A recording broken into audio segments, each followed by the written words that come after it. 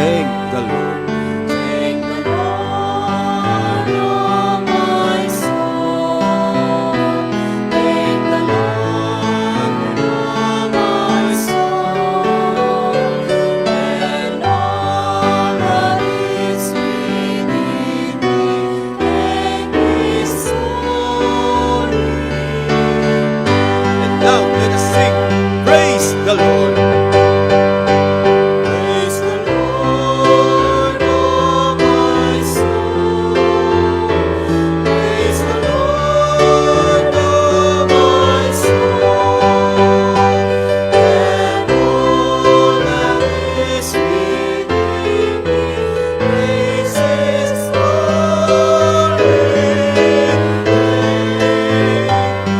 And all that is within me, praise His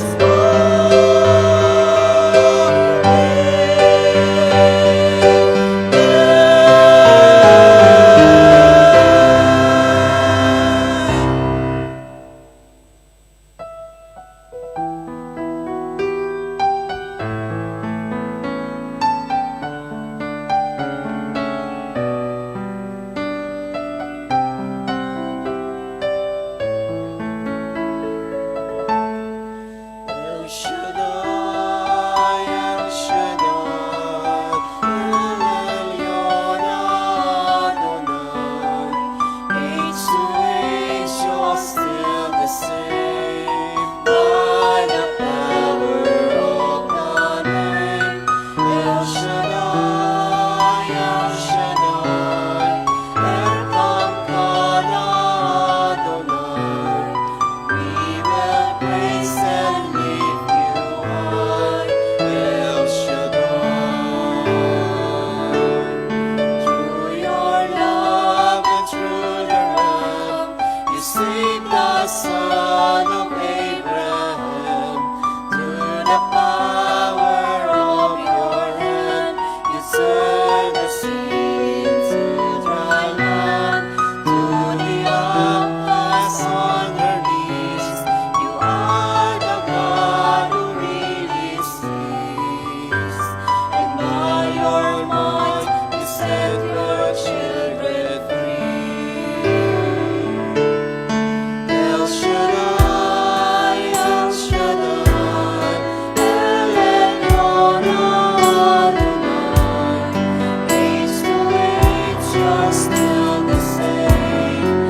By the power of the name, El Shaddai, El Shaddai, Elkamkad Adonai. We will praise and lift you high, El Shaddai. Heso Kristo, Ikaw ang bugtong na anak ng Diyos, ang hari ng mga hari, Panginoon ng mga Panginoon. Purihin ka ngayon at magpakailanpaman. Hallelujah. Buddha is your name, and the time of Christ was near. To the people could not see what Messiah ought to be. Though your word contained the plan, leaders could not understand. There must also work was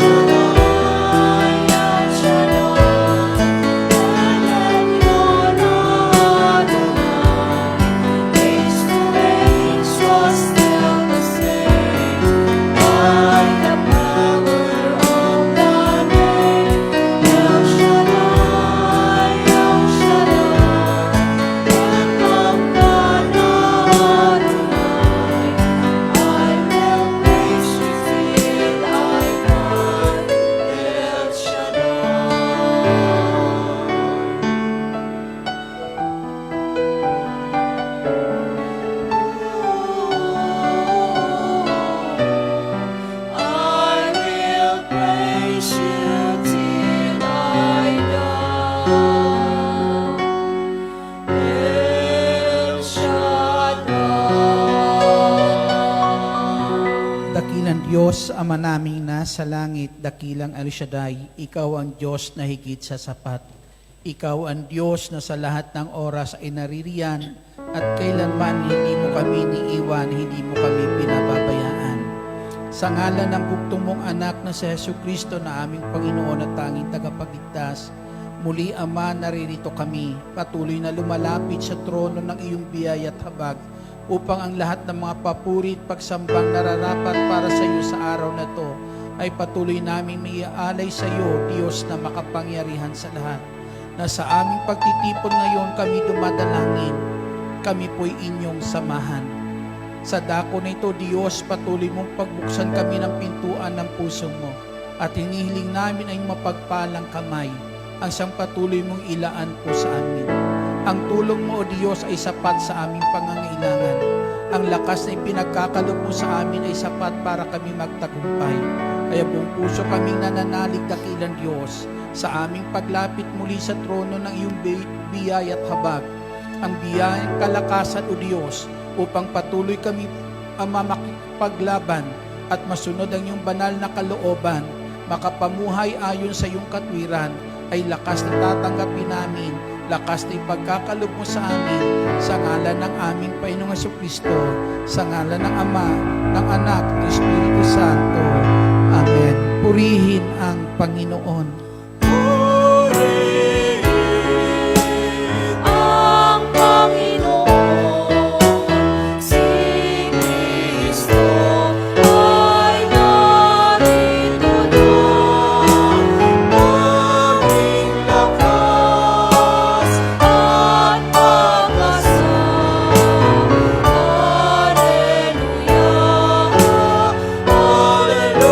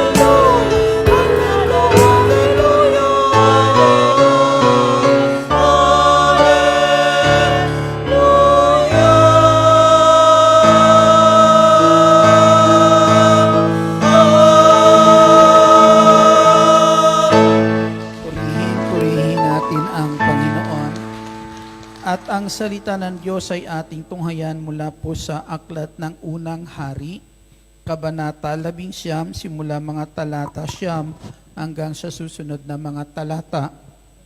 Pumasok siya sa isang yungib at doon nagpalipas ng gabi. Walang ano-ano nagsalita sa kanya si Yahweh. Bakit ka narito, Elias? Sumagot si Elias, dahil po sa aking pagmamalasakit para sa inyo, Yahweh, Diyos ng mga hukbo. Tinalikdan po ng bayang Israel ang inyong tipan, winasak nila ang inyong mga dambana at pinatay ang inyong mga propeta, at ako na po lamang ang natira, at pinaghahanap nila ako upang patayin din. Ganito ang sagot sa kanya, lumabas ka at tumayo sa ibabaw ng bundok sa harapan ko. Pagkasabi nito, dumaan si Yahweh at umihip ang malakas na hangin. Sumabog ang bundok at nagkadurog-durog ang mga bato sa lakas ng hangin. Ngunit wala sa hangin si Yahweh. Nang tumigil ang hangin ay lumindol, ngunit wala sa lindol si Yahweh. Pagkalipas ng lindol ay kumidlat, ngunit wala rin sa kidlat si Yahweh. Pagkalipas ng kidlat, narinig niya ang isang banayad na tinig. Ito po ang salita ng Diyos. Purihin natin ang ating Panginoong Jesucristo sa pagkabasa ng mabuting balita o salita ng Diyos na hatid sa atin sa araw na ito, upang patuloy ang kalakasan para sa ating pananampalataya at kalakasang paglilingkod sa Diyos ay patuloy nating kamtan sa buhay po natin. Amen? Marami bang pagsubok? Ano sabi kanina ni Father? Habang naglilingkod, habang lumalapit kay Lord, ang daming suliranin. Amen. Amen? Hindi bali maraming suliranin. Ang mahalaga, malapit kay Lord. Amen. Amen. Palakpakan natin ang ating Panginoong Jesucristo. Kayo ba'y malapit kay Lord? Amen. O lahat ng malapit kay Lord pwede na maupo. Palakpakan natin, papurihan natin ang ating Panginoong Jesucristo. Sige po, paalayan niyo po siya ng papuring palakpak na yan. Sa Kanya ang kapurihan pong iyan. Hallelujah. Nung panahon pong iyan, ang sabi po dito, ang bayang Israel ay tumalikod kay Yahweh. Yung mga dambana ni Yahweh ay sinira po nila, at yung panahon na yan, ang sinasamba nila at pinaglilingkuran ay si Baal. Ang Diyos na si Baal, ang kanila po na kinilala nung sandali na yan, at tumalikod na sila sa ating Diyos, kay Yahweh, na kung saan nagpapala po ng kanilang buhay. Subalit mga kapatid, sandali na yan, ang layunin po ng Diyos ni Yahweh po, ang bayang Israel ay panumbalikin sa Kanya. Amen? Sapagkat siya lang ang tunay na Diyos na kung saan ay makapag-iingat sa kanila, tunay na Diyos na makapagpapala ng kanilang buhay at dapat nilang paglingkuran. Kaya humirang ang Diyos ng propeta, at ang propetang ito ay si Propeta Elias, na inutusan po ng Diyos na sa pamamagitan niya nais po na siya'y gamitin ng Diyos para ang bayang ito ay panumbalikin po kay Yahweh. Na nung panahon po na yan, mga kapatid, ay si Elias po ay gumawa na ginamit ng Diyos para na ipakita ang mga himala ng Diyos upang ang bayang Israel ay muli nilang makita ang kadakilaan po ng Diyos at sila'y magbalik loob. Subalit sa punto pong iyan, ang lingkod na ito ay dumanas ng pagsubok. Yung panahon na sa po ay naroon sa yungib na to, sa kuweba na ito, at kinausap ni Yahweh, kinatagpo ni Yahweh, yan po yung panahon na sa po ay tinutugis. Ang sabi niya dyan, at nais din nila akong patayin. Naisang patayin ni Jezebel at ng mga tauhan po nito, kaya si Elias po ay tumakas. Nung siya'y tumakas, nung panahon na yan, ang ginawa niya, pumunta siya sa bundok ng Horeb. At ang bundok ng Horeb po ay tinatawag na bundok ng Diyos o bundok ni Yahweh. Sa gitna ng mga suliranin na yon na kanyang nararanasan, wala siyang ibang lugar na pinuntahan kundi yung bundok ng Diyos. Lugar na kung saan naroroon ang Diyos. Lugar na kung saan makakasama niya ang ating Diyos. Naroroon ang presensya po ng Diyos. Na kapag tayo po ay nasa presensya ng Diyos, ayon po sa Salmo 91, kabanata po ay 4, ang sabi po riyan, lulukuban ka niya ng kanyang malabay na pakpak at sa kalinga niya ay natitiyak mo na ikaw ay ligtas. Amen? Kung saan ang Diyos naroroon at tayo'y paroroon para pakalinga sa Diyos po nito, ang sabi po, tinitiyak ng salita ng Diyos, ikaw ay maliligtas. Purihin natin ang ating Panginoong Hesukristo.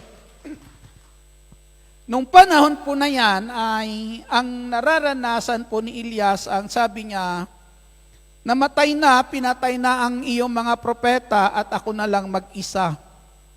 Amen. Ako na lang mag-isa. Para bagang sinasabi ni Elias nung sandali na yan, kung mayroon pang tumatayo sa kalooban mo at nakikipaglaban pa, amen, para sa'yo, wala nang iba, ako na lang, nag-iisa na lang ako. Amen? Minsan, ito yung malungkot na bahagi ng buhay po natin. Amen? Yung dumarating sa punto na humaharap tayo sa mabibigat na problema, mabibigat na suliranin, matapos niyan ay pagdating na mabibigat na suliranin, nararamdaman mo tila baga ikaw na lang mag-isa. Di po ba? Ang dami mong anak pinaaral. Di ba? Minsan mararamdaman mo para ikaw na lang isa kumakayod. Parang ikaw na lang mag-isa na nakikipaglaban para sa kanila. Ano? Si Mr. minsan ay pagala-gala lang. Papasyal-pasyal lang sa mga barkada. Ano? Di po ba nagagawa pa magsaya tapos ikaw minsan ay tila bagay lahat ng hirap para ipaglaban yung kanilang kapakanan, tila bagay na sa'yo lahat nakaatang. Amen? Na kapag ito na minsan dumarating na sa punto na tila bagay pakiramdam natin, ay tayo na lang nag-iisa, yung panahon na tila bagay pasan-pasan mo ang daigdig. Para kang si Atlas, ano? Hindi po ba? Pasan-pasan mo yung mundo na nasasabi po natin, na dumarating sa punto na tila bagay, maging ang lakas mo ay hindi sapat. Amen? Para mapaglabanan yung mga suliranin na yan, harapin mga kapatid, na kapag ikaw na lang nag-iisa, tila bagay, wala kang mapaghugutan ng lakas. Amen? Kaya minsan bumibigat lalo ang kalooban. Hindi lang mabigat yung ipinaglalaban, bumibigat pa ang kalooban, doble na, di po ba?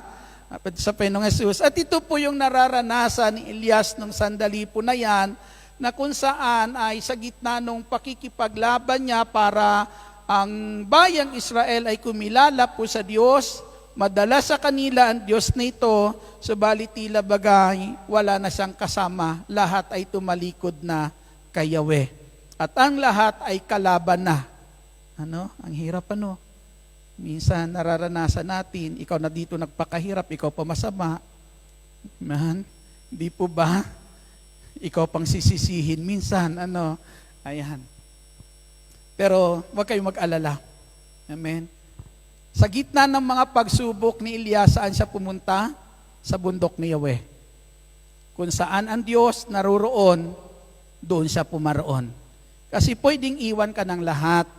Pwedeng dumating ang panahon, wala ka ng kakampi, di po ba? Wala nang makakaunawa sa iyo, wala nang makakaintindi sa iyo, mga kapatid. Dumarating po yan, mga kapatid, sa ating Panginoong Jesucristo. Subalit, ang Diyos nakakaunawa sa iyo. Amen. Ang Diyos andyan para kakampi mo lagi. Ang Diyos andyan dyan na nangangako na kung saan hindi ka niya iiwan, hindi ka niya pababayaan. Kaya nung sandali na yan, mag-isa na lang si Elias po, kinatagpo siya ng Diyos, kinausap siya ng Diyos. Amen? Ang sabi po dyan ay ang ganito, ang sabi ni Yahweh, nung dumaan ang malakas na hangin, kadurog-durog, tinamaan yung bundok, durog-durog yung mga bato, pero sabi niya, wala ako doon sa hangin. Nung lumindol, sabi niya, wala ako sa lindol. Nung kumidlat, wala ako sa kidlat. Asaan kaya si Yahweh? Sabi ni Yahweh, sa malalakas na pagsubok na sinuong mo, wala ako doon sa hangin. Nasa iyo ako para ingatan ka. Amen. Sa gitna ng pagyanig na nararanasan mo, wala ako doon.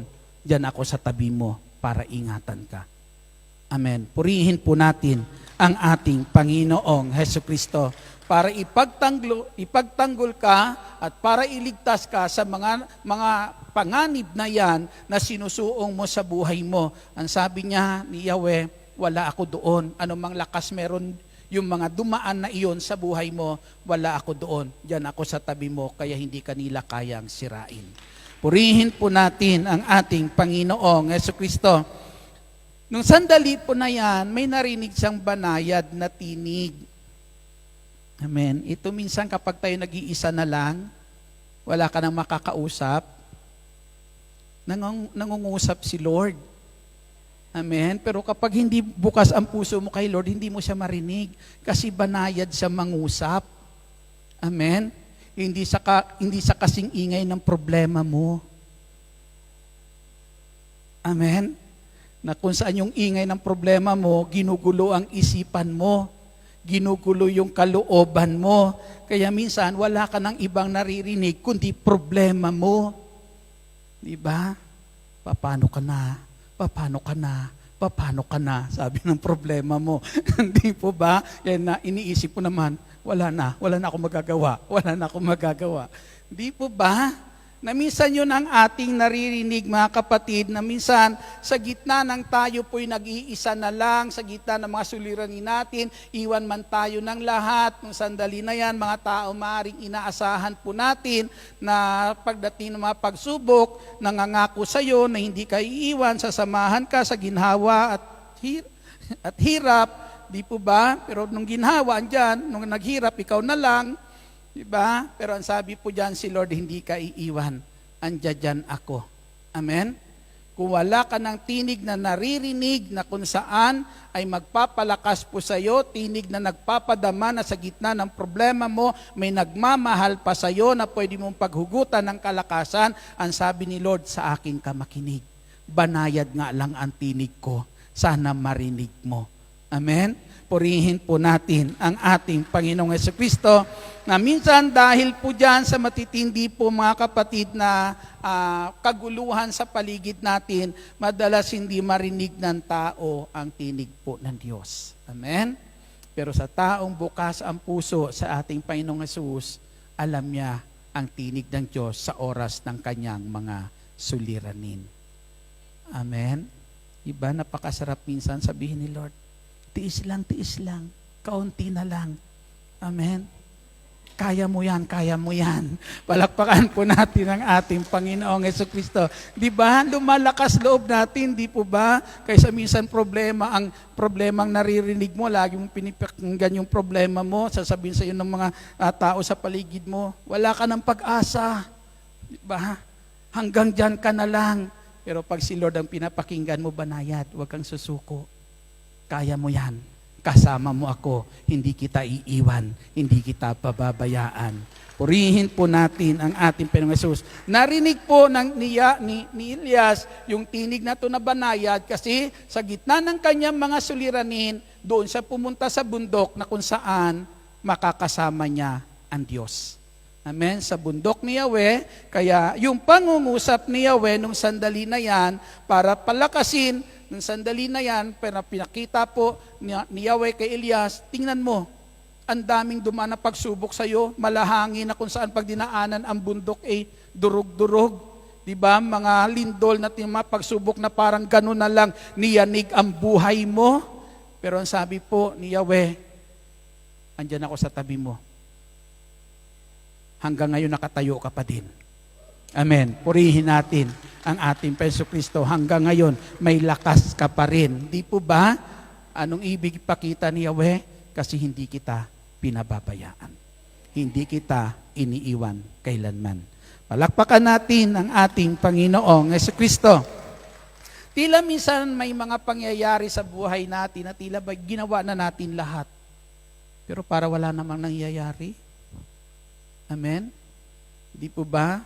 Lahat na ng paraan, lahat na naisip mo para makipaglaban sa buhay minsan, pero tila baga, Lord, parang napapagod lang ako, wala namang nangyayari sa buhay ko. Wala kayang nangyayari talaga? Ano ha? Di po ba? Minsan mayroong lang minsan na hindi lang natin talaga natatanaw. Amen? Hindi lang natin minsan bukas ang ating pananaw kung paano kumikilos ang Diyos sa buhay po natin. At ito rin po yung nararanasan ni Elias nung sandali po na yan, na kung tila baga nung sandali na yan ay ang kanyang pakiramdam, mga kapatid, ay nag-iisa na lang siya nung sandali na yan. Pangalawa, tila bagay ginawa niya na lahat. Paano niya ginawa? Nung utusan siya ni Yahweh, nanalangin siya na kung saan wag umulan ng 3 taon kalahati, para na kung saan malaman ng bayang Israel, ang Diyos ang makakagawa niyan. Amen? Pero hindi pa rin sila nagbago. Hindi pa rin sila nagbago. Hindi pa rin nila kinilala po ang Diyos. Pangalawa po, nanalangin si Elias na magpababa ang Diyos ng apoy. Amen? Kasama ng mga propeta po ni Baal. Tinugon na naman siya ng Diyos. Tinugon siya ng Diyos, nagpababa ang Diyos ng apoy. Pangatlo, dumalangin si Elias na pumatak ang ulan. Pumatak ang ulan. Amen? Na kung saan, yung Diyos na kanyang tinatawagan, ang siyang tumutugon sa kanyang mga dalangin. Ang Diyos ang nakakagawa noon para gisingin ang bayang Israel nung sandali na yan na magbalik loob na sa ating Diyos. Pero nung sandali na yan, wala pa rin. Siya pa rin mag-isa. Nung inuusig siya, walang sumama sa kanya. Amen? Nung hinahabol siya ni Jezebel para patayin, nung sandali po na yan, wala pa rin siyang kasama. Para bagang ginawa niya na ang lahat, pero wala pa rin nangyari. Amen? Kapag ginawa mo ang isang bagay na pinagagawa sa iyo ng Diyos, hindi pwedeng hindi mangyayari yung nais ng Diyos na gawin, yung hangarin ng Diyos o layunin ng Diyos, bakit niya ipinagagawa iyan sa iyo. Amen? Tingnan nyo na lang, kapag ginampanan natin yung ating gampanin na ipinapagawa po ng Diyos, hindi maari po na ang Diyos ay hindi kikilos. Maalala nyo po yung bayan ng Jericho? Ang sabi ng Diyos sa kanila ni Joshua, sabi niya, umikot kayo sa Jericho 1 beses 1 araw. Kaya tuwing umaga, iikot sila sa Jericho. 6 na araw po yun. Kinakailangan sa loob ng 6 na araw, ikutan yung Jericho na iyan. 1 beses kada araw. Sinusunod nila yon tuwing araw. Pagdating ng 7 araw, ang sabi po ni Yahweh, umikot kayo ng 7 beses. Noong 7 araw, umikot sila ng 7 beses. At ang sabi ni Yahweh, pagkatapos ninyo umikot, sumigaw kayo ng malakas. Amen? Lahat ng instruction ni Yahweh, sinunod ni Josue nung sandali na yan. Sinunod nila lahat, ipinag-utos o nung dapat nilang gawin. Nung sundin po nila yon at nung bandang huli, sinabi po ni Yahweh, kapag nakaikot na kayo ng 7 beses, sa 7 araw, kapag hinipa na yung trompeta at narinig nyo, sumigaw kayong lahat. Nung sila'y sumigaw lahat, anong nangyari? Ang nangyari po ay nawasak ang muog ng Jericho. Amen? Nawasak yung muog ng Jericho. Alam naman, nawasak lang yun dahil sa sigaw nila. Amen? Kundi, nung sandali na yan, matapos po nilang gawin yung ipinagagawa sa kanila ng Diyos, ang Diyos din ay kumilos para sa kanilang tagumpay. Purihin po natin ang ating Panginoong Jesucristo. Ang Diyos ng sandali na yan ay kumilos din para maranasan ng bayang Israel na ito na totoo ang Diyos. Kasama nila ang Diyos. Maalala niyo po si Naaman may ketong. Amen. Pumunta sa propeta ng Diyos na si Eliseo. Ang inaasahan niya, pagdating niya sa harapan ni Eliseo, si Eliseo ay lalabas at sasalubungin siya, tatayo sa harapan niya at itataas ang kamay ni Eliseo, mananalangin sa Diyos para sa pagalingin. Nung dumating si Naaman, hindi si Eliseo ang humarap, inutusan ni Eliseo yung kanyang katulong. Ikaw ang humarap kay Naaman at sabihin mo kay Naaman, lumubog siya ng 7 beses sa ilog Jordan. Amen? Lumubog siya ng 7 beses. Iayaw ni Naaman. Kasi marumi yung ilog Jordan. Sabi niya doon sa amin, maraming ilog doon na malinis. Ba't hindi doon na lang para gumaling ako agad? Di po ba? Kaya umalis po si Naaman, galit po siya. Pero pinaalalahanan siya ng kanyang alipin na ang sabi, sinabi niyo bago kayo pumunta rito, anumang ipagawa sa inyo ng propeta, gagawin niyo para lang kayo gumaling. Gasino lang yan sumisid kayo doon sa ilog ng 7 beses? Mahirap ba gayon? Diba? Kaya nung pinaalalahanan siya, bumalik si Naaman. Lumubog ng 7 beses doon sa ilog Jordan. Matapos niyang gawin yung pinapagawa ng Diyos. Ang Diyos ba kumilos? Kumilos ang Diyos para ibigay yung kanyang pangangailangan. Pag-ahon ni Naaman, kuminis yung balat eh. Parang balat ng sanggol. Amen? Bakit po nangyari iyon sa kanya? Bakit gumaling po siya? Kasi po, sumunod siya sa instruction. Dito po, tingnan po natin, ang akala po ni Elias ng sandali na yan, walang nangyayari. Walang nangyayari sa kanyang ginawa. Sa kanyang pagsunod, ginawa ko na lahat. Ang sabi niya, binigay ko na yung dapat kong ibigay sa paglilingkod sa iyo, pero wala namang nangyayari sa kanila. Ang sabi po ng Diyos sa talata po 18, ang sabi niya ng ating dakilang Al Shaddai, ngunit may 7,000 tao sa Israel ang iniligtas ko ang mga hindi naniklohod kay Baal at hindi sumamba sa kanya. Purihin natin ang Panginoong Hesus. Sino po ito? Ito yung mga tao nung sandali na yan, tumalikod kay Baal. Amen? Kumilala, bumalik loob kay Yahweh dahil sa nakita nilang pagkilos ng Diyos nung sandali na yan sa pamamagitan ni Elias. Tinalikuran nila si Baal at nagbalik loob sa Diyos. Kaya ang akala lang nung sandali na yan ni Elias walang nangyayari.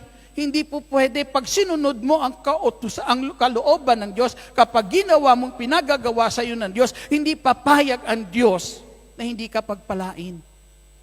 Amen. Purihin po natin ang ating Panginoong Jesucristo. Malakas na papuri po sa Diyos. Amen. Kaya minsan lang, kaya lang naman walang pagpapala kasi hindi naman tayo sumusunod eh. Amen. Dito sa buhay ni Elias, tingnan niyo po ha. Pinapunta siya sa babaeng balo sa Serepta. Amen. Yung babaeng balo, ang pagkain niya, huling pagkain nila ng kanyang anak. Pagkatapos sila kainin yon, pagtapos siya lutuin yon at kakainin, sabi niya, huling pagkain na namin. Pagtapos namin kumain, ihintayin na namin yung aming kamatayan. Amen? Pero mo huling pagkain na matitikban mo bago ka mamatay, kukunin pa sa'yo. Madali bang ibigay yon? Diba? Hindi madali yun para sa babae. Uunahin ng babae. Ba't kita uunahin ko? Unahin ko na yung anak ko bago ikaw. Amen? Anak po yun eh. Ando doon yung puso ng isang ina sa isang anak. Amen? Na minsan yung isang ina, hindi bali wala siyang makain, basta ang anak may makain. Tapos ipamimigay mo, tapos ihingin na lang, tapos ipamimigay mo. Amen? Diba? Hindi madali po doon sa ina po iyon. Pero ang sabi ni Elias nung sandali na yan, ang sabi niya, itong sinabi ni Yahweh, hindi mauubos ang arina sa lalagyan mo at ang langis hindi mauubos diyan sa lalagyan mo. Ang sabi ni Elias sa babaeng iyon. Pero para mangyari yan, gawin mo ito. Amen. Gawin mo ito. Ako ang ipagluto mo ng makakain. Amen. Kung pinagdamot iyon, kung hindi po sinunod ng babae iyon, mararanasan niya kaya yung kabutihan na iyon ng Diyos? Naranasan niya iyon kasi ginawa niya ang ipinagagawa sa kanya ni Yahweh. Purihin po natin ang ating Panginoong Jesucristo. Malakas na papuri para sa ating Panginoong Jesucristo. Kapag ginampanan natin, kaya ito yung inaakala po ni Elias nung sandali na yan, na tila bagay walang nangyayari sa kanyang ginagawang pagsunod sa kalooban ng Diyos. Na sabi niya, ginawa niya na lahat, pero tila bagay walang nangyayari. Amen? Hindi papayag ang Diyos. Amen? Yung mga paghihirap nyo na yan, pakikipaglaban nyo dito para sa inyong mga mahal sa buhay, magugulat ka na lang.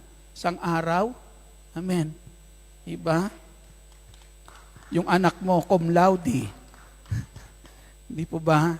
Magugulat ka na lang isang araw sa tagal ng paghihirap mo, pagpapagod dito, isang araw, ibibigay sa'yo ng Lord, anak mo engineer na.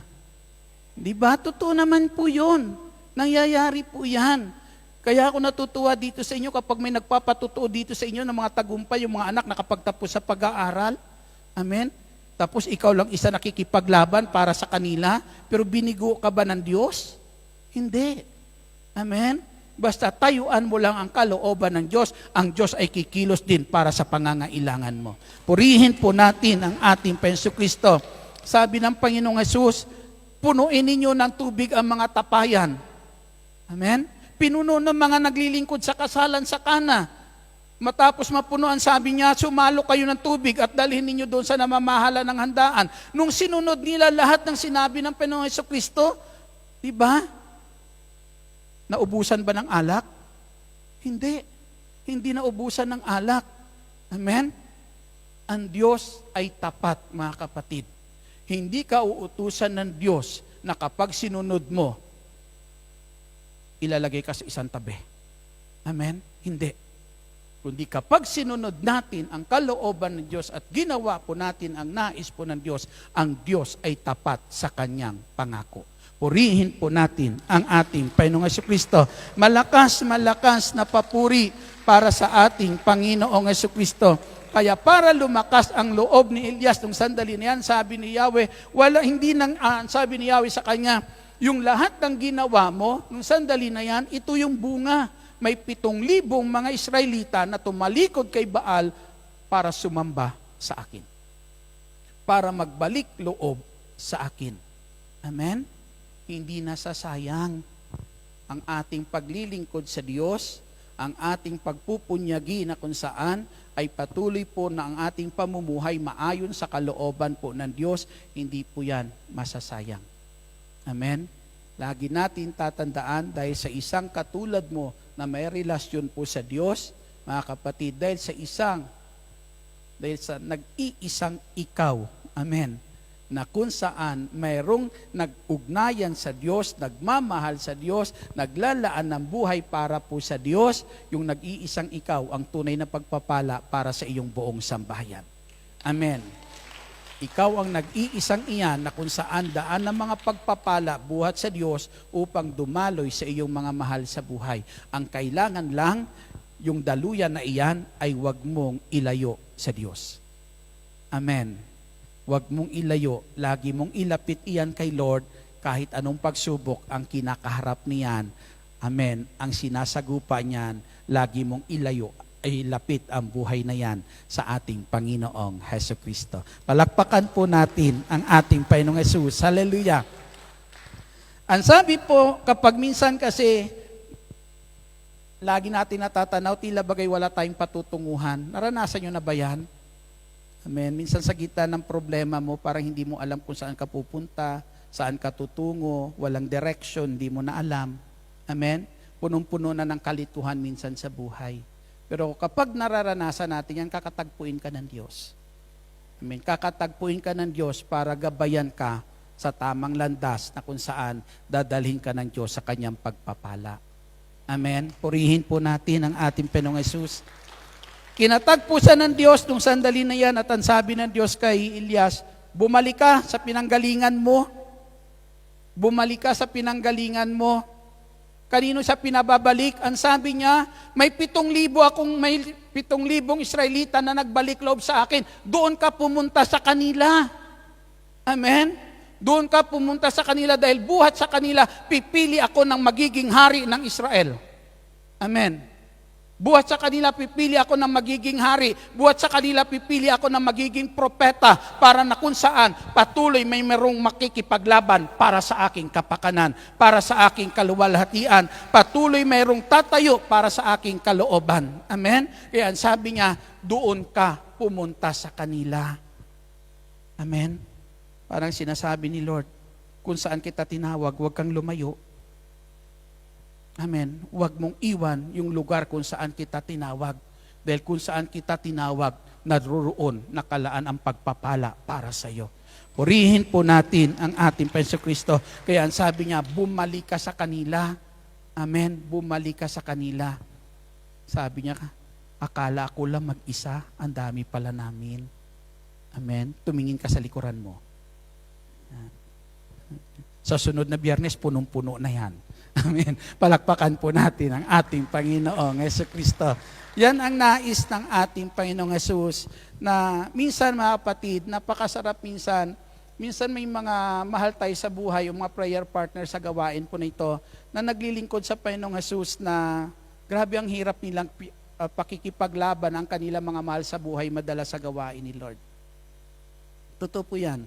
Pero dumarating ang punto mga kapatid, na yung asawang napakahirap dalhin sa gawain ng Diyos, siya pang nangunguna. Amen? May mga asawang hirap dalhin, akayin sa gawain ng Panginoong Hesus, pero hindi sumusuko minsan. Yung asawa na madala, yung asawang nakakilala kay El Shaddai, hindi sumusuko na ang kanyang asawa madala sa gawain ng ating Panginoong Jesucristo. Amen? Kaya minsan, si sister ang nangihina, si mister ang nagpapalakas. Amen? Totoo po yan. Amen? Maraming patutuo ang ating mga kapatiran, ang ating mga sister noon, Brad. Diba? Kapag ako nangihina, siya na ngayon ang nagsasabi sa akin, tatagan mo ang pananampalataya mo. Huwag kang sumuko. Hindi tayo iiwan ng Diyos. Purihin po natin ang ating Panginoong Jesucristo. Glory to God. Hallelujah. Na napakasarap mabuhay na minsan mga kapatid, alam mo yung nasa paligid mo ay mga mananampalataya. Amen? Mapaghuhugutan mo ng lakas sa iyong pananampalataya. Amen? Para walang sino mang sumuko po sa atin. At ito po yung sabi ng Panginoong Jesus, bumalik ka sa pinanggalingan mo. Amen? Kung saan kita tinawag, bumalik ka doon. Sabi nga, huwag niyong kaligtaan ang dumalo tuwing Biyernes sa pagtitipon tulad nito. Sa Hebreo chapter, chapter 10 verse 25, ang sabi po, huwag niyong kaligtaan tuwing Biyernes ang dumalo sa pagtitipon dito. Diba? Upang palakasin ang isa't isa. Upang palakasin ang isa't isa. Amen? Sa totoo lang, ako natutuwang makinig ng mga patutuo.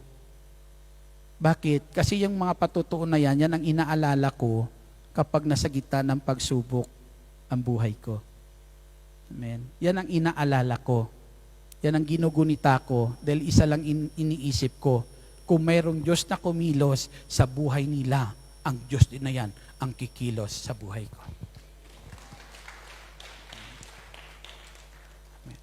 Kaya, tumatatag. Amen? Tumatatag. Lahat tayo dumaraan sa pagsubok. Amen? Lahat tayo dumaraan sa pagsubok. Na minsan mga kapatid ay parang gusto na natin bumitaw. Amen? Parang gusto na natin bumitaw. Pero ang sabi ng Lord kay Elias, huwag kang bumitaw. Marami ka pang makakasama. Hindi ka nag-iisa. Amen? Diba? Tapos sasabihin ng sister wife mo minsan, sasabihin ng anak mo, di po ba? Si Papa naman, parang walang Diyos. Diba? Sarap pakinggan nun, na minsan ay tila bagang nangihina ka, para bagang mariringgan ka ng anak mo na para bagang nangihina pananampalataya mo, pero tapos maririnig mo buhat sa anak mo, si Papa naman, parang walang Diyos. Amen? Mga salitang nagpapaalala, huwag ka mawala ng pag-asa, may Diyos tayo.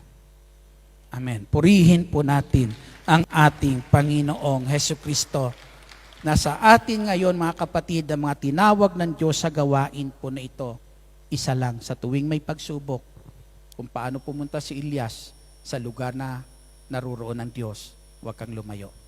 Mamalagi ka roon. Hanapin mo ang lugar na iyan. Ang sabi nga, ang tinig ng Diyos banayad, minsan hindi natin marinig sa gitna ng ating mga suliranin. Pumunta ka mag-isa. Lumayo ka muna sa problemang iyan. Lumayo ka muna sa mga ingay meron sa paligid mo para marinig mo ang banayad na tinig ng Diyos. Masarap kapag naririnig yung tinig ng Lord, banayad lang. Amen? Pero kapag narinig mo, lalakas ang loob mo. Mapapanatag ulit ang buhay mo. Kahit anong problema ang kinakaharap natin. Amen. Purihin po natin ang ating Penso Kristo. Sabi ng aking sister wife kahapon, sabi niya, tumawag yung tsuhin niya. Sabi ko, bakit tumawag? Sabi niya, biniro ko nga eh. Sabi niya, kasi pinadala ko yung video ng tita, sabi niya, nung bumagsak. Tapos sabi niya, kahapon tumawag, biniro ko. Sabi niya ng sister wife ko, o tito, tumawag po kayo, bibigyan niyo ba ako ng pera? Sabi niya, hindi mo naman kailangan yan eh. Sabi ng tito niya, hindi mo naman kailangan yan. Tapos sabi ng tito niya, nagpapasalamat. Sabi niya, salamat kasi ang tiyaga niyo sa tita niyo. Kapatid nila po kasi yun eh. Ang tiyaga. Sabi niya, lahat yan, alam mo, lahat ng ginagawa mo sa tita mo, yung pag-aalaga, pati ng mga anak mo, mga sakripisyo na iyan, gagantimpalaan iyan ng Diyos. Gagantimpalaan iyan ng Diyos. Sabi niya, tayo ng sister wife ko, alam mo pa, yun lang ang salitang sinabi, pero pakiramdam ko, punong-puno ako ng pagpapala. Punong-puno ako ng pagpapala. Ang sabi niya, yung salita na, yung mga sakripisyo mong iyan, gagantimpalaan iyan ng Diyos. Nakikita po yan ng Diyos. Ang sabi niya, alam mo pa, pakiramdam ko, lahat yun dumating na sa buhay ko. Ano? Na kung saan ay nagbigay na, ang sabi niya, akala ko walang nakakakita nun. Amen? Akala ko hindi napapansin iyon. Sabi niya, kabutihan din pala iyon. Na sa kanila ko na rin mismo narinig, nakakagawa ako ng mabuti at yung kabutihan na yan ay hindi lilimutin ng Diyos. Amen? Mga kapatid sa ating Penso Kristo, ito yung mga salita minsan sa paligid natin na kung saan nagbibigay sa atin ng kalakasan. Na kahit anong pagsubok meron tayo, hindi tayo natitinag ipagpatuloy yung mabuting nais ng Diyos kasi alam po natin may nakalaan ng Diyos para po sa atin. Tumayo po tayong lahat.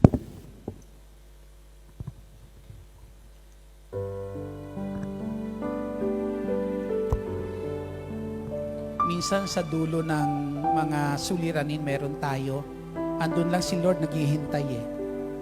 Amen. Na kapag dumarating sa punto na tila baga nauubos ang lakas mo, sabi ng Lord, nandito ako. Bibigyan kita ng panibagong kalakasan.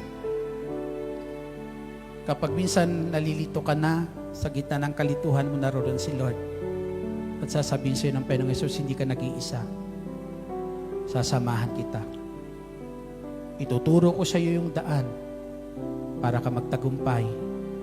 Kapag tagumpayan, palampasan mo ang mga suliranin mong iyan. Yuko natin ang ating ulot, pikit natin ating mga mata. Kausapin niyo si Lord. Nakikita niya yung mga suliranin meron kayo. Ang bawat isa po sa atin.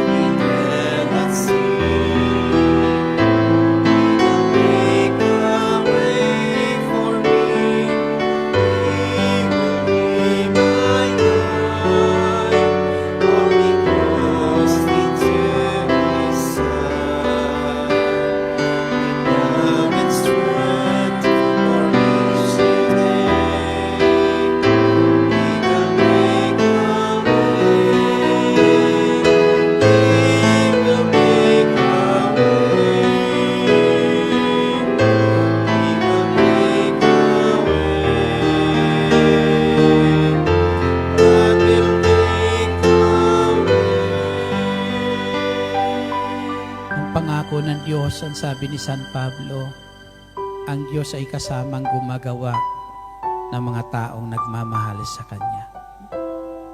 Panginoong Hesus, salamat po. Salamat. Dinala mo kami sa isang lugar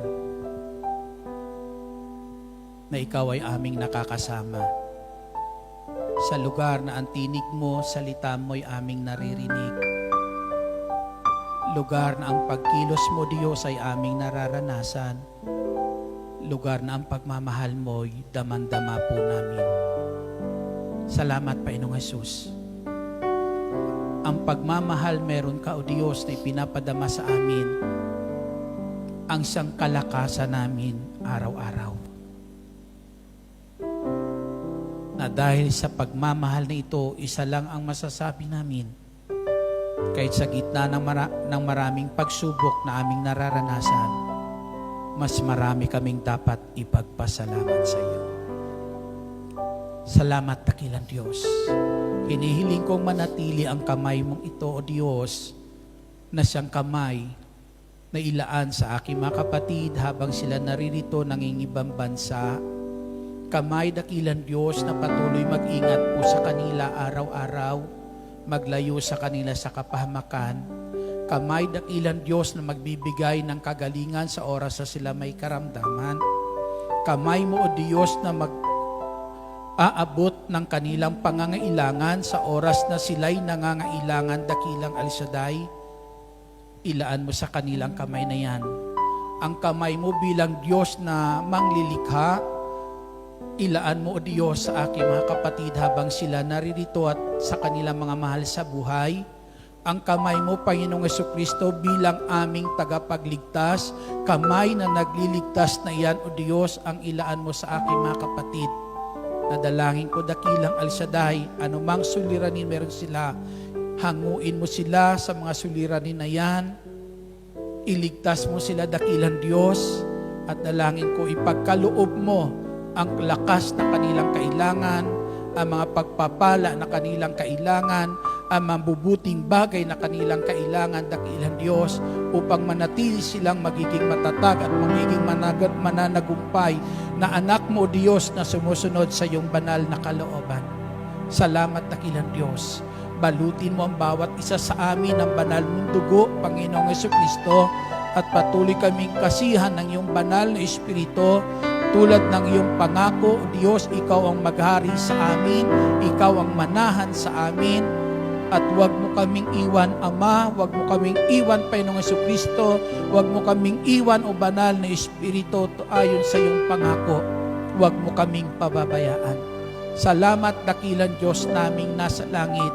Buong puso kaming nananalig na sa mga sandali pong ito, ikaw ang Diyos na nagmamahal sa amin at handang tumugon sa aming mga kahilingan ngayon sa ngalan ni Jesus. Hallelujah. Taas natin ang ating mga kahilingan. Dakilang El Shaddai, Diyos na makapangyarihan sa lahat. Sinabi mo kay Elias, wala ka roon sa hangin, wala ka roon sa kidlat, wala ka sa lindol, kundi naroroon ka sa tabi niya upang ingatan siya sa gitna ng mga suliranin na kanyang nararanasan. Ama, salamat po. Salamat kung paano mo sinamahan ang lingkod mo na ito. Samahan mo kami habang kami naririto sa lugar ng Hong Kong. Salamat, dakilang Diyos. Narito ang kahilingan, Ama, ng bawat isa, at sa ngalan ng Panginoong Hesus, hinihiling ko po, ipagkaloob ang kanilang kahilingan. Lalo ng kahilingan para sa kanilang mga mahal sa buhay, asawa, anak, Panginoong Hesus, dalangin ko ang kanilang mga anak, dalhin mo, Ama, sa tagumpay ng kanilang mga pangarap, lahat makapagtapos, Ama, ng pag-aaral, magkaroon ng magandang hanap buhay, magkaroon ng trabaho, Ama, sa ngalan ng aming Panginoong Jesucristo. Magtagumpay sila sa mga pagsusulit na kanilang kinakaharap, Yahweh El Shaddai, sa ngalan ng Panginoong Hesus. Patuloy mo, Ama, biyayaan ang kanilang mga mahal sa buhay, ang aming mga mahal sa buhay, ng magandang kalusugan at kalakasan habang kami malayo sa kanila, Yahweh El Shaddai, sa ngalan po ng Panginoong Hesus. Salamat, dakilang Diyos, pinasasalamatan ka namin sa katugunan ngayon ng lahat ng aming itinataas sa iyong kahilingan, sa ngalan ng Ama, ng Anak, at ng Espiritu Santo. Amen. Papurihan, pasalamatan natin ang Panginoong Jesucristo at patuloy kayong samahan ng Diyos at pagpalain, dinggin ang lahat ng inyong mga kahilingan. Salamat sa Diyos na tapat. Salamat sa kanyang pinag. Salamat, ibinigay niya si Jesu Cristo. Salamat sa Diyos na tapat. Salamat sa kanyang pinag. Salamat, ibinigay niya si Jesu Cristo. At ngayon, ang mahina'y lalakas, ang mukha ay mayaman, nagtayo sa mga gawa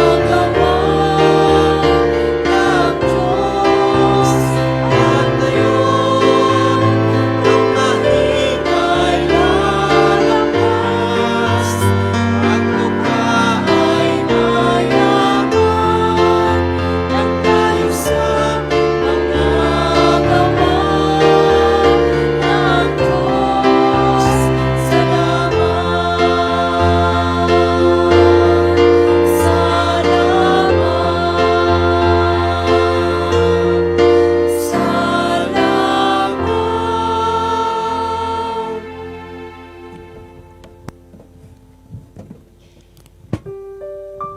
Awit na pagtitiwala sa Diyos, Salmo 91. Siyang naghahangad ng pagkupkop ng kataas-taasan at nananatili sa kalingan niyong makapangyarihan.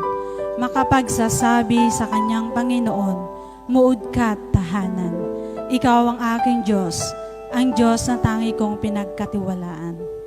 Ika'y ililigtas niya sa panganib sa umang ng bitag. At kahit anumang mabigat na salot, di ka magdaranas. Lulukuban niya sa lilim ng kanyang malabay na pakpak. Sa kalingan niya ay natitiyak mo na ikaw ay ligtas. Iingatan niya at ipagsasanggalang pagkat siya'y tapat. Pagsapit ng gabi, di ka matatakot sa anumang bagay, maging sa gagawing biglaang pagluso pagsapit ng araw. Ni sa ano pa mang darating na salop pagkagat ng dilim, di ka matatakot sa kasamaang mang araw kung dumating. Kahit na mabuwal sa iyong harapan ng 1,000 tao, sa iyong paligid ang bilang ng patay maging 10,000. Di ka matatakot at natitiyak mong di ka maano. Ika'y nagmamasid at sa panunood iyong mamamasdan. Yaong masasama ay nakikita mong pinarurusahan. Sapagkat si Yahweh ang iyong ginawang tagapagsanggalang at pinili mong mag-ingat sa iyo'y kataas-taasan. Di mo abuting ika'y mapahamak at walang daratal, kahit anong uring mga paghihirap sa iyong tahanan. Susuguin niya ang maraming anghel silang susubaybay, kahit sang dako ika'y maparoon tiyak iingatan. Sa kanilang palad ay itatayo ka at silang magtataas, nang hindi masakta ng mga paa mo sa batong matalas. Kahit ang tapakan mo ay mga leon, ahas na mabagsik, di ka maano sa mga serpiente at liyong mababangis. Ang sabi ng Diyos, aking ililigtas ang tapat sa akin, at iingatan ko ang sinumang taong ako'y kikilanlin. Pag sila'y tumawag, laging handa ako na sila'y pakinggan. Aking sasamahan at kung may hilahil ay sasaklolohan. Aking ililigtas, ang bawat isa ay pararangalan. Sila'y bibigyan ko at gagantimpalaan na mahabang buhay at nakatitiyak na tatamuin nila'y kaligtasan. Maaring ipinig ko ang pangit at hindi pumatak ang ulan. maaring magpadala ako ng mga balang upang salantain ang lupain ito. Maaring palaganapin ko sa aking bayan ng salot. Ngunit sa sandaling ang bayang ito na aking pinili ay magpakumbaba, manalangin, hanapin ako at talikdan ng kanilang kasamaan. Diringgin ko sila, patatawarin ko sila, at ibabalik ko sa kanilang lupain ang katiwasayan at kasaganaan. Ito ang mga salita ng Diyos. Amen. Sa ngalaman ng Anak Espiritu Santo, Amen. God bless us you all. See you next Friday. And see you tomorrow sa Saigon Sacred Heart Church.